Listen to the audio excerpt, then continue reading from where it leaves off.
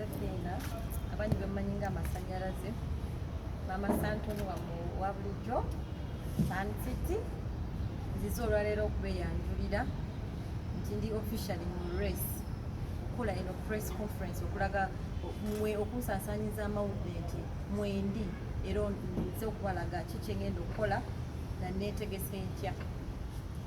Leero nzize okwanjula manifesto yange. Manifesto mwe mubeera bwani biki byokoze ogenda kukola ki n'engeri gyosobola okukumiringamu. Naye nayongerezaako akatabo kano nenkola nga profile yange. Profile yange osobola okulaba Fina ebifaako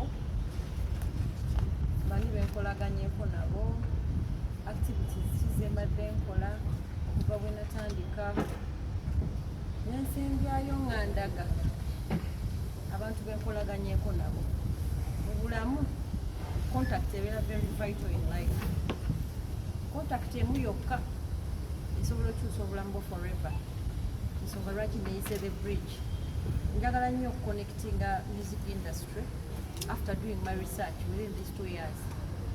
Ndabye nti tulina okukolagana n'abantu, tetusobola kukola fekka, tosobola kubeera wekka, olina okuba nga okolagana n'abantu. Nze Fina nagenda mu bukulembeze bwa UMA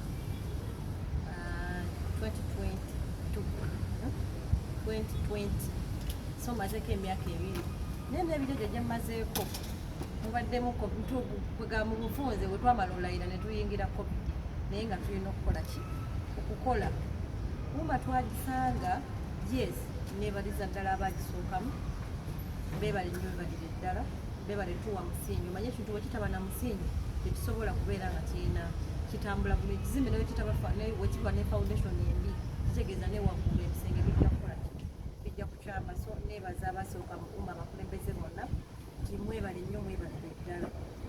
Fina lwaki ne celebrating olwaleero nti nsaanidde okubeera secretary siri omu ku abo abatiitiizi bangi nnyo basuddewo ttawuni nimba ensigalawo mu bulumi mu bulungi ne mu bubi mbaddewo paka lwenziguusizza ensonga eno n'abantu bange betubadde tukola nabo. So neyongera okwebaza n'akakiiko ke tubadde tukola nako. UMA nga association kyekibiina ekibeerawo nti mugatta bayimbi tewali musaala wabula mulina okubongera mu maaso ate nga ne bemwongera mu maaso balina ebirowoozo bingi nnyo nti mulina otutwala wano mulina otutwala wali nti muwase mukoze kino wase mukoze. So naye byonna byonna enkolagana yaffe ekisobosesezza okutuuka wetuli ne tuba nga tulaba gye tulaga. Waliwo ebisoba tewali abeera perfect 100%. Ate n'ekirala obukulembeze buno ffenna twakiyingiramu nga bw'onomanya nti tuyingidde tukulembera ekibiina kyaffe naye nga tewali gwe basomesezza nti yita wano yita wali yita wali.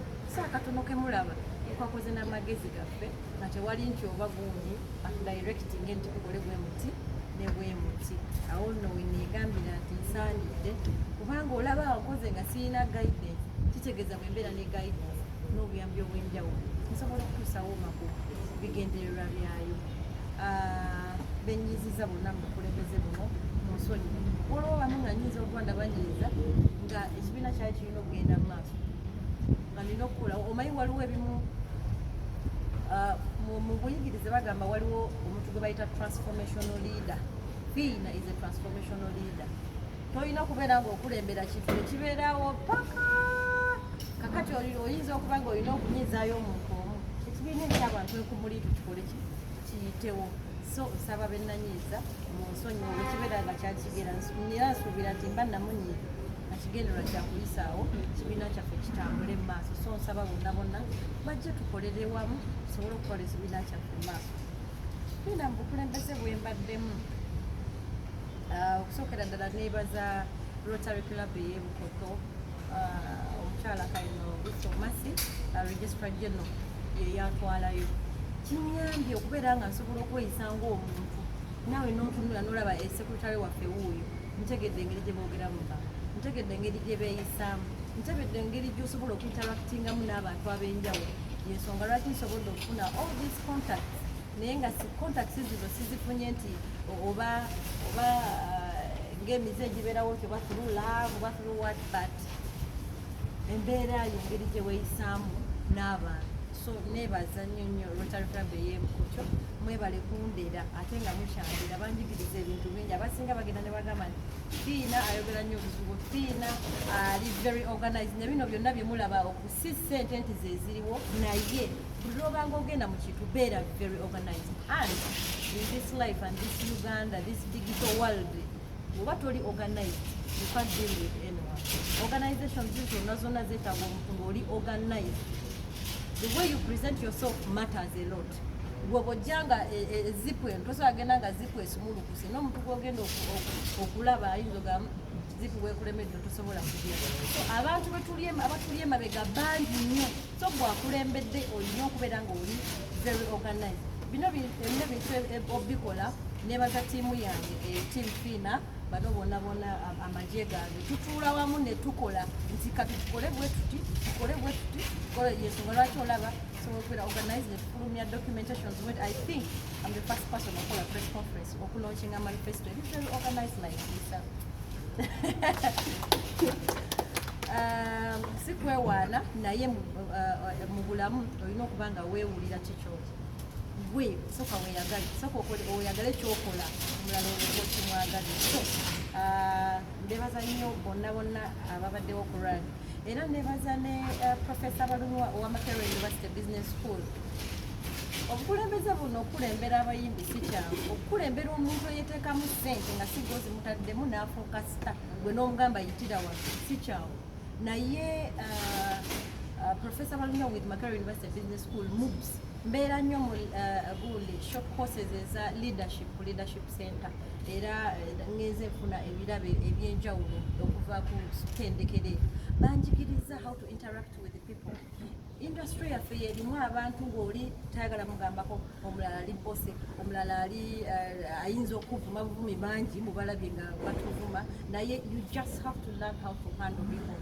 So nfunye nnyo amagezi on how to interact with fellow musicians kubanga ffenna tuba tetwakulira wamu tuzze wamu naye nga tubeera wantu wanjawulo.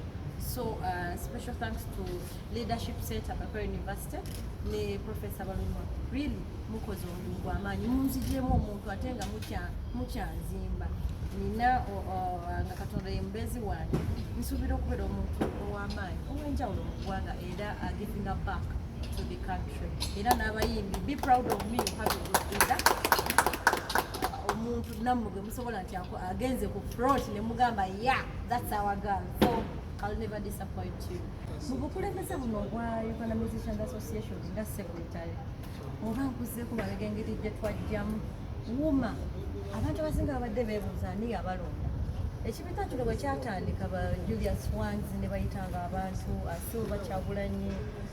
Special thanks to the late Reggie Rip ye omu ku bantu abatandika ekintu kino ekya nga pressure group naye ne balaba nga balina okwegatta bawandiise ekintu kitambuza abayimbi so bayitanga abayimbi nti mujje bannange tulonde obukulembeze nga tebaagala paka bwe bagamba you know what kati abaliwo tukole ki twekolemu omulimu era kwolwo lwe najja actually najja mulundi gwakusatu nga bayisa abantu tebabeera okolwamu nga tewera ne bagamba abasilva nti mumanyi kati mulonde tugende abantu bajja kusanga ki ku kkubo era yali kujja haspia engeri gye twafuukamu abakulembeze mulabye entebe eno wuma eze ebaamu enkyukakyuka olwa challenges nyingi nnyo by the way bizibu bingi okusinga ebirungi abantu bagenze entebe bagiddukako kuba bagenda okulaba ekintu tosasula ate ebivumo bingi temuli wadde support olina kuba na passion ogenda okulaba ate olusi career yeefa omuntu akutanishinga omanye erinnya zibukola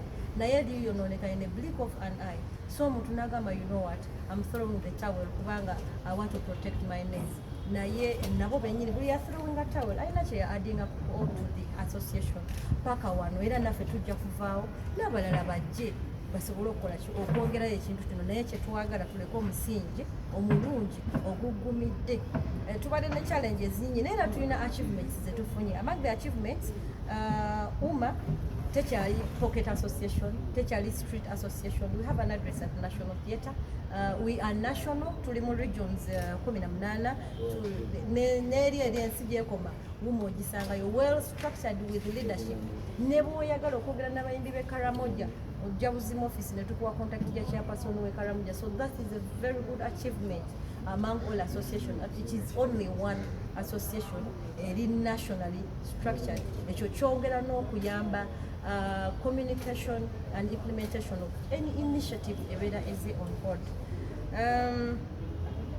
UMA is our website and social media platforms. We can even promote enyimba ez'abayimbi baffe bonna abewandiisa. There are so many privileges ku bantu aba UMA. Tugenda kugenda secretariat egenda kugenda egazi wampola nga website eyamba nnyo abaana. UMA within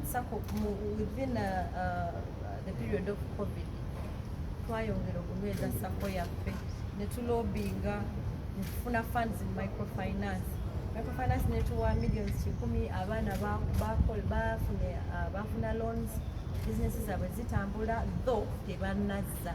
Kitegeeza rotation tennabeera y'amaanyi kuba abamu tebanazza, so abalala abatwala muze n'abalala batwale because sako is all about rotating sobola okwekulaakulanya. Era neyongera okwebaza microfinance yatuteekamu ssente yatusobozesa ogowinga national. Essaawa eno tuli banene nnyo nga UMA nene in that buli muntu eyesimbyewo olina okutuuka paka ku UMA gyekoma era batulinze. UMA tufunye attachments z'amaanyi ku bitongole ebyenjawulo. OWC, Minisokenda, essaawa eno tuli ne Selam is an NGO. Tugenda kuba tukola research kuba ku rights ez'abayimbi. Rights abantu abasinga twogera ku rights naye tetuziwa budde zitegeera. Omwana oyiza omusanga nga bamu oppressinga naye nga tamanyi right ye. So lwomanya right eyiyo nti I have a right to do this, I have a right to do this one, kitegeeza kizibu omuntu okujja n'akunyigiriza. So Selam together with Palwood in sponsorship with sponsored by Selam tugenda kuba tutambula eggwanga lyonna using these structures nga tutambula buli wamu. Tumanyise abayimbi bategeere rights zaabwe era tumanye ani azityobola. Tutandika okumuvinga ze team. Kirungi nnyo okumuvinga ze team. Akaloboozi akamu kayinza obutawulirwa naye bwe muba mwogerera wamu kiba kiyamba nnyo. Ekirala achievement endala, waliwo ekisaawe ekyatubanga UMA kiringa kivumu naye essaawa eno omuyimbi atali mu UMA I swear awulira nga ali out of the game. Abantu bali very proud of it in that you can see very many big artists who are coming on board and they are getting interested in contesting for leadership. So twebaza Mukama tondoono nze nali musimanyi kikiribeerawo. Waliwo essera we twatuuka ng'abantu bagamba eyo UMA yaba upcoming, eyo UMA yaba up country. Naye nze ndi musanyufu nti UMA essaawa eno nnene nti ne bw'oba ogenze ku internal affairs bw'ogambye oli muyimbi idea UMA ekuyamba nnyo n'otabeera nti okuŋŋaanya data nti oba bapandiikako bwe bati. So that is also an achievement. Naye twebaza abayimbi mujje tubeere wamu twogere eddoboozi erimu. Buli w'obeera ne woba oyagala kulwana jangu tulwanire munda kuba bw'oyingira otegeera ekirimu n'otegeera nti kino kye tulina okutereeza nekiri kye tulina okutereeza. UMA essaawa eno tuli recognized. It is recognized. The government is recognizing ne Ministry of Gender. Kuba luli babadde nga bagamba bane you guys are very disorganized. Tulaba ono leero tunaba oli leero. Era essaawa eno esseriiso bali tunuulidde UMA. Other achievements. Mu lutalo lwe twalimu eggulu abantu bagendayo abamu ne bafuna ssente abalala ne bakola batya naye ffe nga ffe UMA njukira twali tumaze okukola structures eza regions nga buli leadership mu regions ezo compiling how they can make themselves devolve. Nga tukoze work plan tutambula ebbanga ddene nga tugenda mu meetings in National Planning Authority regarding UMA okubeera national budget. So I'm happy that essaawa eno with the technocrats of National Planning Authority it was considered really under scrutinizing. Essaawa yonna UMA is already going to be recognized at the National Planning Authority because be baba planning eggwanga. So kyassanyu nti naffe kati kwe tuli ku mmeeza tebatumanyi gye tuli. So bayimbi banaange kintu kimu kye mbasaba buli kimu tekisobola kukolebwa in a blink of an eye, step by step. Kasita twazza awamu buli kimu kigenda sobola. That is the biggest achievement. According to the research we've done, nze nganze ebbanga lyemaze mu music industry as a leader nkoze research y'amaanyi and it's time for implementation. You can't implement when you've not researched. Tosobola kukola kintu nga tonoonyereza okutegeera nti Ronnie mulwadde olina omukebera omusaayi olina okukola ki. So byonna because I've got the tests, I'm tested and approved, so I'm the better candidate to be the secretary for the Uganda Musicians Association. According to my research, essaawa eno ndinga ndiko 89%. Obuwagizi bwe nnina abakulu bampagira, abali wakatikati awo bampagira, medium ba upcoming bampagira, abagospel bampagira. Ensonga lwaki ali wano, so nze ndi musanyufu nnyo. Ekirala, abantu abasinga bamanyi mu leadership mubeeramu nti oba kufuna ssente oba ki. Nedda, mu leadership muno mwe tuli, it is passion. Tomanyi muwendo gwa meetings ze mutambula naye nga gwe weetaddeko, naye ng'ofa ekintu kikole kimuvinga. Nze nga nze Fina, I'm not used to stopping on the way. For the 2 years ezibaddemu ne COVID, bingi bye tukoze nga twagala tutwale ekintu kya umma maaso, naye akalulu we katuukidde. Tubadde tulina, nze mbadde nina okwesimbawo nsobole okumaliriza. Buli lwotambula nga tomaliriza kitegeeza tosobola kufuna kyoyagala. That's why I'm calling myself the bridge. Kubanga ntegedde, manyawo okuyita, buli wamu ntegeddewo essaawa eno. So abayimbi nsaba kalulu kamwe nsobole okuyingira okuswagula paka nga batuwuliriza. Neebaza essaawa eno nti abayimbi bategedde nti tulina okukozesa obudde buno. Essaawa eno gavumenti etuwulira nnyo, etuwadde okutu, tukozese obudde buno. Let's not misuse this period of time. Essaawa eno tuli ku mmeeza, so tuleme kulwana, ebyokulwanyisa tubiteeke wansi, tutambule nga ttiimu, tukulembere umma n'abantu baffe babenefitinge. Ekirala, challenge gye nfunye mu leadership, abantu abamu bamanyi nti oba gundi bw'abeera leader wange yalina okunsasulira ennyumba, yalina okukola ki. An association just mulina kwatagana. Tubola tubadde tulina ebyokwesonda, naye twayogedde ninayo ne other initiative eya Simulwi, another initiative eya funeral service, nti bagenda kujja on board, nti omuyimbi aba asobola okusasula emitwalo 10, sisuubira nti waliwo bwesobola okulema oba omwaka, nga ne woba ofunye ekizibu bajja waliyo ekibaddewo nga bwe mwegamba nti oba kati mwemukuŋŋanyiza ssente ate bwe bituuka nti ate bazibbye naye at least yensonga lwaki nagambye nti njagala a patriotic, professional and profitable music industry. When I say professional, tuba tugoinze professional, tuba tetukyala ebyavu bino nti kukola ki, tuba tuli professional nti wabawo kino ekizibu in terms of sorrow, there is this funeral service, era buli omu nekiba nga kimukakatako. Ekirala, umma si ya Fina, umma si yaani, umma yo, umma yaffe. Ffenna ffe tukola umma ng'abayimbi, era bwe tubeera mu bukulembeze tewali ffenna tuli equal.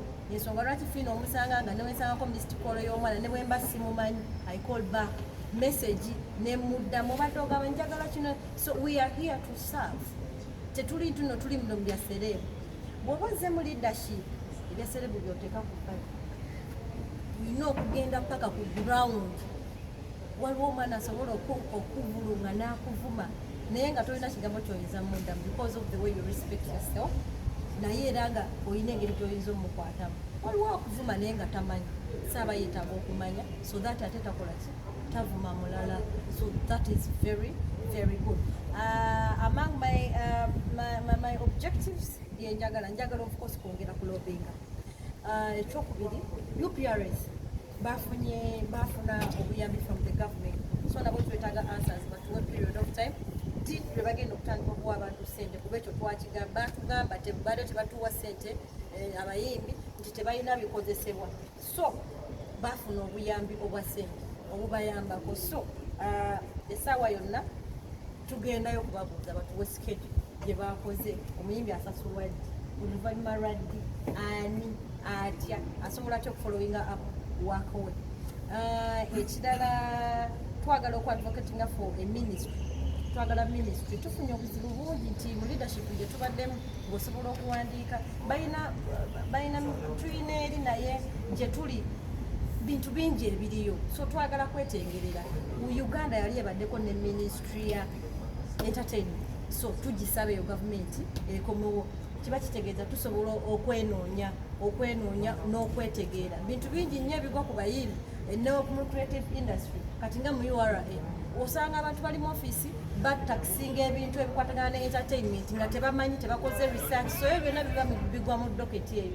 Shows zino zonnyini ze basolooza sente, omuntu n'asolooza URA n'esaba millions oba 100 naye ng'omuntu yasipendize millions nga 2, so kitegeeza tali mulungi era oyo aba takoze research. So twetaaga aba stakeholders bennyini babeere mu kintu ekyo. So we need a ministry from the government. Twagala patriotic music industry. When I talk about a patriotic music industry, twagala abantu nga baagala eggwanga lyabwe. Bw'oba toyagala ggwanga lyo kitegeeza simanyi toyinza byogerako bulungi, toyinza kuyimba birungi bigifaako. Naye we can't be Nigerians, we are Ugandans.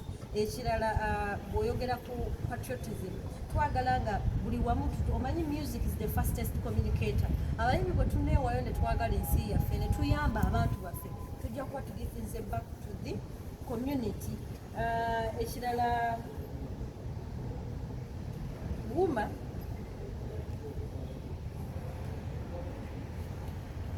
bbanga lye mmaze mu kuyimba, research endala gye nkoze nti ebiragalalagala byonoonye nnyo abaana, era nina initiative era gye tubaddeko. Abantu abasinga bagenda ne bagala ate Fina lwaki yaali wano oba yaali wali. Nze ntula nenkola research, nze nennoonyanga n'enswagula nga twagala kola na rehabilitation center abaana abavubuka. Kibi nnyo nti abaana basinga bavubuka abamu bamanyi nti bwenywa ebiragalalagala bwensobola okubeera owakali. So kino twagala vibe tesobola nze olaba nzina nenkunkumuka n'engweri naye sina kyenywa. So it's all about a feeling, passion, yagala kyokola, you won't go wrong. Ekiragalalagala tekirina gye kikutwala. So that is one of our missions, my mission, okubanga kuba abaana bangi bononesi nti ogenda n'olaba kati enjawulo eri wakati w'abayimbi abalala abakulu n'abato. Bw'olaba omwana asobola okumukiragalalagala bwe naakuba nga takulinamu wadde olusozi, naye omanyi kiri kyekiba kimutuma. Kiba kitegeeza olaba ne companies nyingi zigenda zedistancinga ku bayimbi because batutya babamanyi abo banywenja bwe mwana ajja kuteeka brandi yaffe agiteeke wansi. So we should mind about our brands. Ebiragalalagala tebirina kye bitwala. Say no to drugs. So that is one of my missions. Cultural attachments. Been empowered and given time to exploit our wealth. Naye ng'ebintu bingi nnyo mingi wasobola okukola ki okufunira ssente ezo contracts ez'amaanyi, naye kiva ku ki? Tereza brand yo, know your worth, manya ozitowa kyenkana ki. Nze waliwo bye sikola because of my brand nga tosobola kunkozesa nsobi, kati nze nevaluinga naawe wennyini brand yo gikoleko. Bino bye tugamba nti cultural attachments nabo baagala nnyo abali clean. So be with your brand, very talented, you won't go wrong, you will be having money nga naye wennyini oli wakabi. Twagala promoting a culture. Uganda essaawa eno when you go to the scene music internationally tetulina brand, but the reason as to why tetulina brand, we do a lot of copy and pasting. We don't believe in ourselves. Bwe twatambula twaddira ne tugamba ba regional artists nga tuba advising. Bw'oba ova Mbale has one of the sweetest melodies akadolo abakuba campaign bakakozesa, naye osanga omwana ow'Embale nga n'aleeta sweet melody eyo n'agenda n'apestinga oluyimba lw'omuntu Nigeria. That means tebasobola kukugula kugenda Nigeria kuba waliyo owaayo tafanga gyali. So if we promote our very own culture, ab'Embarara, you have that Chitagulo sound eyo. So this time Msaba twandikulakulanyiza yebe spearheading the development of culture, tubeere ne brand nga ba Ugandans. Mindset eyeringa emission yawe, kubanga tetusobola kukola kintu kyonna with a poor mindset. we have a weird mindset when it comes to youths and musicians and all creative people. Tulina mindset. Oba, I don't know how to term it. Mindset ya pepsebe siri ekisooka abasinga bamanyi if he's a leader oyo mubbi agenda kubba sente zaffe omuntu zatamanyi gye zibala zigenda kukola ki and how much was it. Bwe tunajjamu ekyo ekintu kuba buli lwa branding omuntu nti oba mubbi ng'ate tabadde mubbi kiba kiruma kiba kyolona linnya lya muntu. So when it comes to mindset ekirala tulina okulowooza maaso, tulina okuba nga tulowooleza maaso. Kintu kyenkugamba nti tereeza brand yo wetegekera eky'omu maaso. This culture attachment bino ebintu zonna points zeetooloolera ku kintu kimu. Ekirala when I come back UCC balina amateeka ge baatugamba ge baafulumya naye baga extractive oba mu 19 dda nnyo tebagakolako research and they had not done any consultation from the stakeholders. So twagala tukwatagana ne UCC tuyite abayimbi bonna amateeka ago tugayitemu kubanga leero gwogenda okukola etteeka erigenda oyamba omuntu waalu kuba ne bali bye baakola bye tusanzeewo bye tulaba nti no kati ate tebikyatuyisaawo kuba bya 19 dda nnyo kitegeera kati tuli digito. So abayimbi era essaawa yonna tujja kubayita mujje tuyite mu mateeka ago. UCC egenda ofulumya amateeka nga ffe tumaze okugakola ki ogayitamu ng'abanyini kintu. So let's be a team, otherwise nze mbaagala nnyo mwebale nnyo kumpagira akatabo kano ngenda kabawa. Akatabo kano mugenda kalimu buli kimu ekinfaako ne byonna byonna byengenda okukola. Namaliriza nga ngamba leadership beyond self kano tutera kakozesa mu Rotary otuuka ekiseera n'okola gwe ne weeyitako naye ng'okola osobola okugenda mu maaso. So obutabo buno bwombi ngenda buba mugende nabwo. Read about Fina abasinga mubadde mundaba bulabi. Website yange eri www.finamasanyalaze.com. Website eyo ojja kusangayo activities zange eri www.finamasanyalaze.com ye website yange. Abayimbi mbasaba obeeranga ne website abantu kwe bakusanga ekibanja abantu abasinga ebintu tugenze digito